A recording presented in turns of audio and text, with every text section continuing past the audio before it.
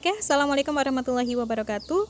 Kita masih pada bab 4 ya, gerak lurus. Nah, kemarin kita sudah belajar tentang gerak lurus beraturan dan gerak lurus berubah beraturan. Nah, kali ini kita akan membahas aplikasi dari gerak lurus berubah beraturan, yaitu gerak vertikal ya. Langsung saja, gerak vertikal itu merupakan gerak benda yang arahnya vertikal, tegak lurus dengan bidang horizontal ya. Lintasannya berupa garis lurus pada sumbu Y.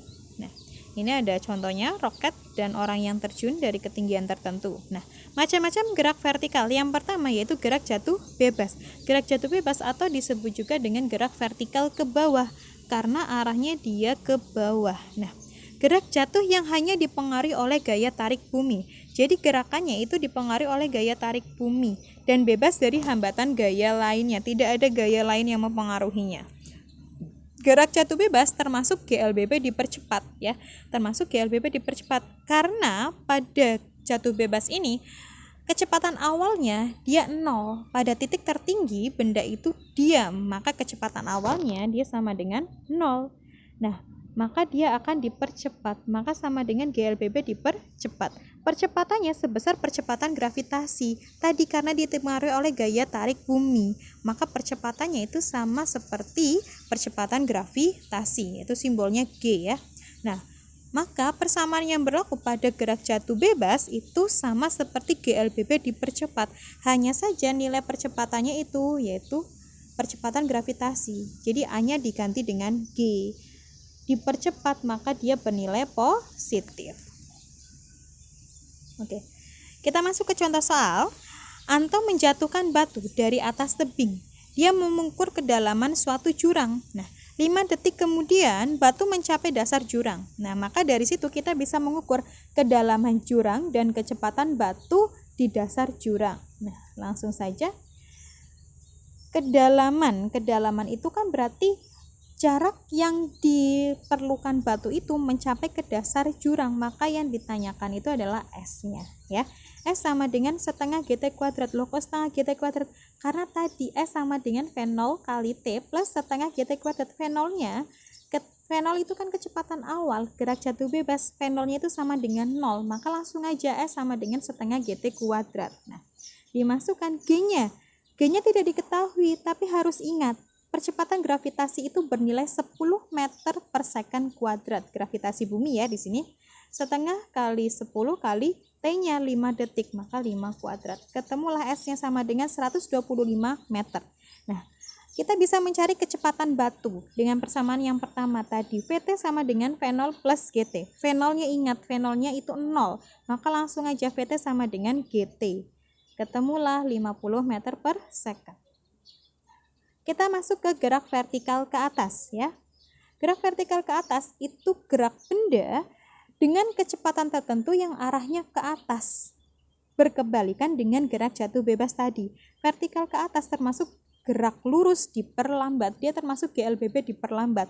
Karena ketika benda itu untuk ke atas, melakukan gerak vertikal ke atas, maka ada kecepatan awal untuk mencapai titik tertinggi. Nah, ketika pada titik tertinggi, dia akan diam. Nah, ketika diam itu, maka kecepatannya adalah 0, dan dia akan kembali jatuh ke bawah. Nah, maka ketika benda itu mencapai titik tertinggi, kecepatannya menjadi 0, otomatis dia termasuk GLBB diperlambat. Nah, arah geraknya berlawanan dengan gaya gravitasi. Karena dia berlawanan dengan gaya gravitasi, maka percepatan yang dialami benda itu bernilai negatif ya. Negatif percepatan gravitasi min G. Nah, pada gerak vertikal ke atas ini berlaku persamaan sama seperti GLBB diperlambat, yaitu percepatannya bernilai min. Nah, percepatannya tadi berupa percepatan gravitasi. Nah, maka dia di sini min G dan seterusnya. Sama seperti pada GLBB diperlambat. Nah, kita masuk ke contoh soal. Sebuah benda dilempar ke atas dengan kecepatan 20 meter per second. Artinya ini adalah kecepatan awalnya. V0-nya sama dengan 20 meter per second. Tentukan A, waktu yang diperlukan bola untuk mencapai titik tertinggi. Waktu untuk mencapai titik tertinggi. T-nya di sini yang ditanyakan. Terus yang kedua, tinggi maksimum yang dapat dicapai bola. Oke, langsung saja kita bahas yang pertama, yaitu waktu yang diperlukan bola untuk mencapai titik tertinggi. Pada saat di titik tertinggi, di titik puncak, maka kecepatan bola itu sama dengan 0. Tadi ya yang sudah Ibu bahas, ketika pada titik tertinggi, benda itu akan sejenak diam sebelum dia akan kembali jatuh ke bawah. Nah, maka T-nya, kecepatan akhirnya, itu sama dengan 0. Nah, kecepatan awalnya itu sama dengan 20 meter per second. Maka VT sama dengan V0 min GT. VT-nya sama dengan 0, V0-nya sama dengan 20, min G-nya 10, T-nya kita bisa dapat, T-nya sama dengan 2 second. Terus yang B, tinggi maksimum yang dapat dicapai bola.